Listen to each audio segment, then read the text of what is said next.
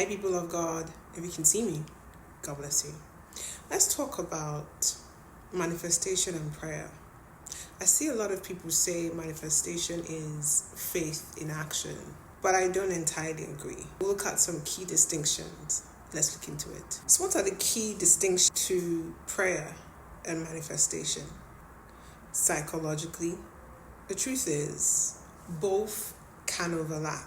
The bulk of manifestation is very much psychological. So if you repeatedly imagine an outcome, you put it on your mood board, your vision board, you tell yourself it will happen, you emotionally rehearse it, you prepare for it, your attention starts becoming oriented to that outcome.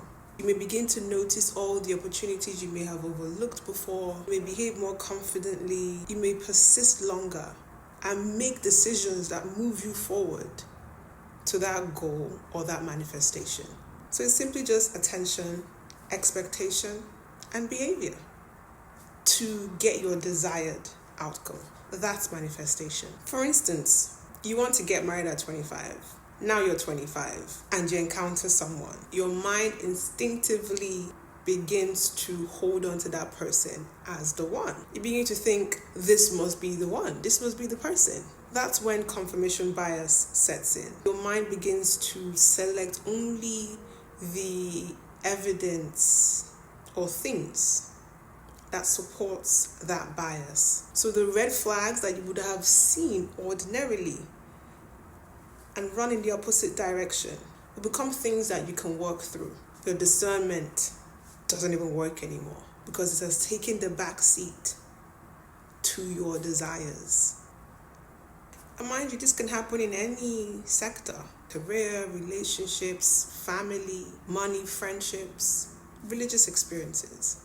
Whilst prayer is much more dynamic than that. Prayer can involve intercession, lamentations, supplications, confessions, thanksgiving, petition, spiritual warfare prayers, seeking wisdom, surrender, communion with your Father in heaven. Prayer is alignment to God's will, and prayer can actually genuinely change things for you, not you forcing the outcome through your subconscious mind. Prayer is a relationship with God and a participation with what God is doing. It's communion with God. Another key distinction is manifestation wants your heart desires. And the truth is, your heart desires aren't always holy or in alignment with God. A lot of it could be very much carnal.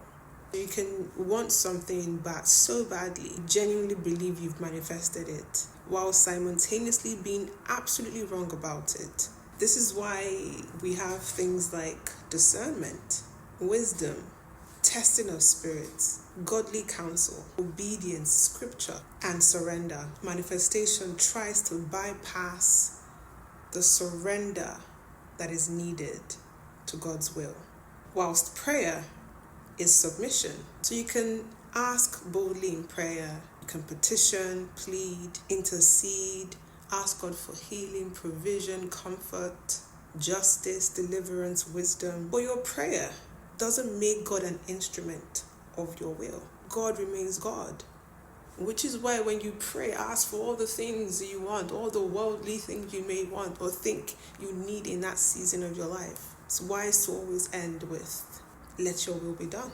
Lastly, one of the key and ultimate distinction why manifestation isn't faith in action is when you are manifesting, you believe you have the power to bring this thing into consciousness, which is existence. But if your heart posture is prayer, you would say, Father, I desire this. I bring it before you. Your will is higher than mine, and I trust you with the outcome. That's a radically different heart posture. That's a surrender heart posture. And even Jesus Christ himself embodied this. He surrendered to the will of the Father. Not my will, but yours be done. The key difference with manifestation and prayer is who is sovereign.